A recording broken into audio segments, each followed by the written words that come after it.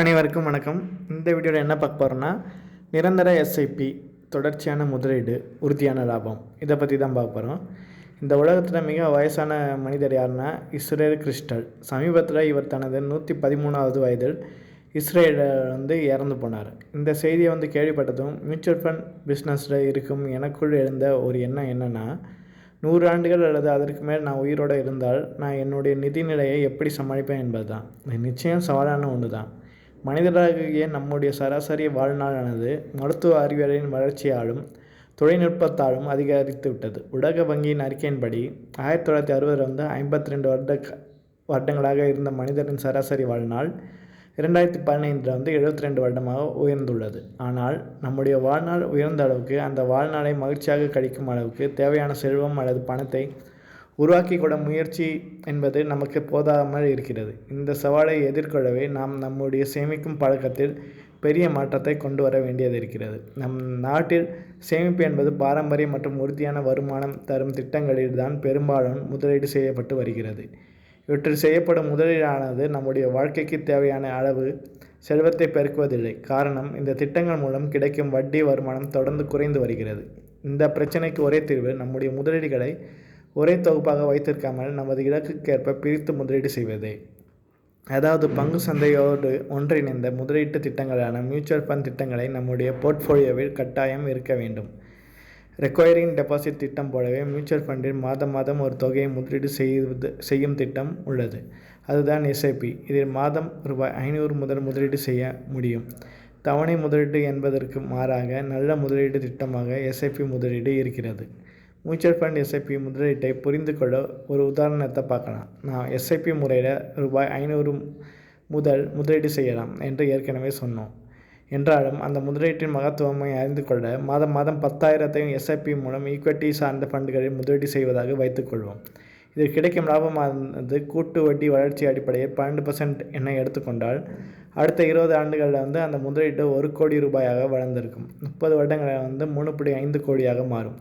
அது மட்டும் இல்லாமல் தற்போது இருக்கும் வரி விதி முறையின்படி இந்த வருமானத்திற்கு வரி விலக்கும் உள்ளது. எஸ்ஐபி முதலீட்டில் கூடுதலாக ஒரு அம்சம் உள்ளது. அதுதான் ஸ்டாப் அப் எஸ்ஐபி அல்லது டாப் அப் எஸ்ஐபி என்பது. அதாவது நிலையான எஸ்ஐபி திட்டத்தில் தொடர்ந்து ஒவ்வொரு மாதமும் ஒரே தொகையை முதலீடு செய்வதற்கு பதிலாக நம்முடைய வருமான வளர்ச்சிக்கேற்ப நமக்கு வேண்டிய சமயத்தில் நம்முடைய எஸ்ஐபி முதலீட்டு தொகையை நாம் ஒவ்வொரு வருடமும் அதிகப்படுத்திக் கொள்ளலாம். அதன் மூலம் ஒவ்வொரு வருடமும் உங்களுடைய முதலீட்டு தொகையை 10,000 10% அளவுக்கு உயர்த்தி முதலீடு செய்தால் அதே 12% கூட்டு வட்டியில் வருமான அடிப்படையில் 20 ஆண்டுகளில் உங்களுடைய முதலீடு ₹1.58 கோடியாகவும் 30 ஆண்டுகளில் 6 கோடியாகவும் வளர்ச்சி அடைந்திருக்கும். இதுதான் கூட்டு வட்டி வளர்ச்சி என்று அதிசயம். முதலீட்டாளர் முதலீடுகள் நல்ல வருமான வளர்ச்சியை அடைய உதவும் வகையில் மியூச்சுவல் ஃபண்ட் துறையில் பெர்பரியல் எஸ்ஐபி என்னும் நிரந்தர எஸ்ஐபி அறிமுகப்படுத்தியுள்ளது. இது நீண்ட கால அடிப்படையில் தொடர்ந்து தவறாமல் முதலீடு செய்வர்களை உருவாக்கியுள்ளது.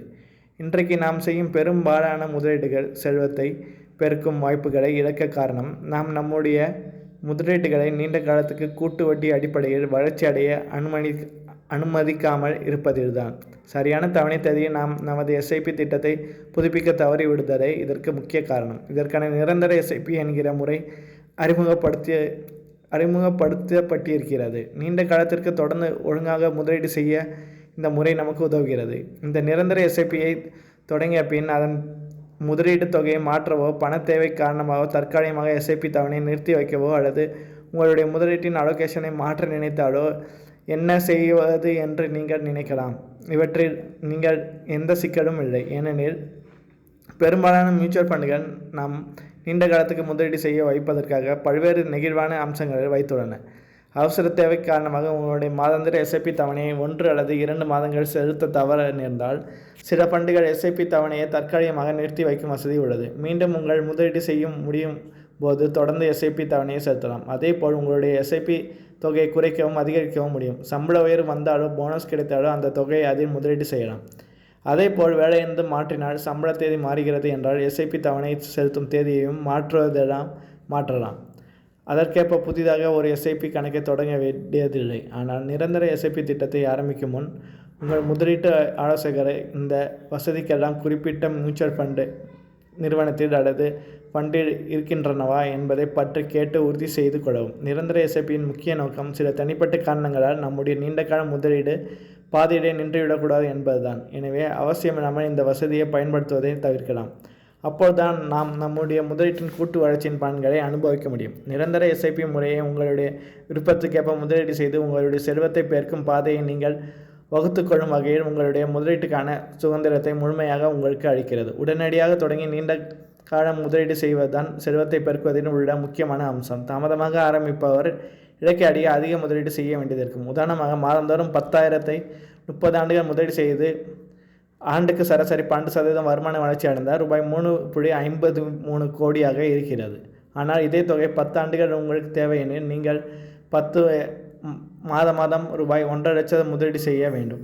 10,000 காட்டிலும் 15 மடங்கு அதிகம். நீங்கள் முக்கியமாக புரிந்து கொள்ள வேண்டியது இதுதான். ஒரு மரத்தில் 20 ஆண்டுகளுக்கு பின் நட்டிருந்தால் இன்றைக்கு நல்ல பலன் தரும். இன்றைக்கு நட்டால் 20 ஆண்டுகள் பிறகு பலன் தரும். இதுவரை மரத்தை நீங்கள் நடவில்லை எனில் இன்றை நடுங்கள். கூட்டு வட்டி வருமான வளர்ச்சியின் அதிசயத்தால் அடுத்த 20 ஆண்டுகளில் அது பூத்து குலுங்கும் மரமாக வளர்ந்துவிடும். இதற்கு நீங்கள் கடைபிடிக்க வேண்டியது தொடர்ச்சியாக முதலீட்டு ஒழுக்கமும் பொறுமையும் தான். பத்மஸ்ரீ விருது பெற்ற அசாம் மாநிலத்தை சேர்ந்த தனி மனிதரான ஜாதவ் பயர் 1979 புல் பூண்டு கூட முளைக்காத பாதைவனத்தில் மரத்தை நட ஆரம்பித்தார். 30 வருடங்களில் அவர் பல 100 ஏக்கரில் ஒரு பெரிய காட்டை உருவாக்கிவிட்டார். அந்த அழகிய காட்டில் இப்போது யானைகளும் மான்களும் வாழ்கின்றன. யாஜவ் பயங் செய்த சிறு காரியம் இன்று பெரும் காடாய் வளர்ந்து நிற்கிறது. உங்களுடைய நிரந்தர எஸ்ஐபி முதலீடு அடிப்படை வளர்ச்சியையும் உங்களுக்கு தரும். நன்றி.